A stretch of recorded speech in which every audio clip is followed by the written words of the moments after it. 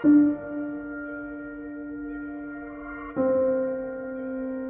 am Joel Roberts, formerly of KBC Talk Radio Los Angeles. I am a communications consultant to OAC, and we are honored today to have the General Counsel of OAC with us, Amber Hardwick.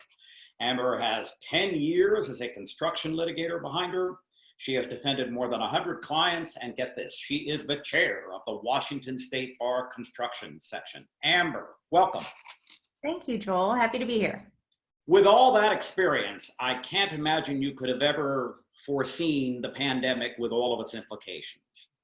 Well, one of the reasons lawyers draft long contracts is to make sure that these eventualities are considered, and force majeure appears in many of those contracts. Yeah, touche. You are paid to look around the corner when no one else is looking. All right, so what is force majeure? Well, force majeure is a Latin phrase that's getting a lot of traction right now. In Black's Law Dictionary, it's defined as an event or effect that no one could have controlled or anticipated. So really, an act of God? Correct. Yeah. Yeah. Yeah. Yeah.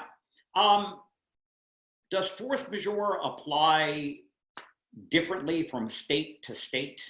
Does the construction industry and the laws pertaining to it vary from state to state? Yeah, it does. Different states will interpret and enforce force majeure clause differently. Some will strictly construe them so that if an event is not listed in the clause itself, it won't apply. So you'll look for circumstances where your clause says an act of a government agency or a pandemic specifically. Mm-hmm. And the construction managers at OAC, I mean, you guys are fluent in this, right? Yeah, our construction professionals really know what to look for. They manage a whole slew of construction contracts on myriad of projects stemming from healthcare to commercial and public. Mm-hmm. So they're familiar with the FAR regulation provisions, the AIA, the consensus docs, and how they treat force majeure. Interesting fact, not all contracts will reference force majeure by name. Some will call it an excusable delay or a claim notice provision. Yeah, by the way, quickly, it usually does mean an excusable delay, right? It's not a complete out from the contract in which the people get paid anyway.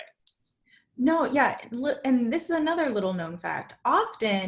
Most often, a force majeure clause is non-compensable. So it will give you time, but it won't give you money. So it shifts the whole schedule to the right, as they say. Claims management is a big phrase in this industry at this time. Talk to me about that. What kind of claims are we talking about? Who makes them?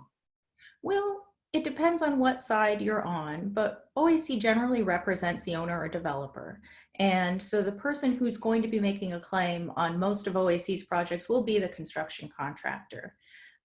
Those claims can range from just a couple months of additional time to general conditions, overhead costs, inefficiency claims, and construction managers, mind you, will take that information and really apply their understanding of the construction community to it to help the owners make informed decisions.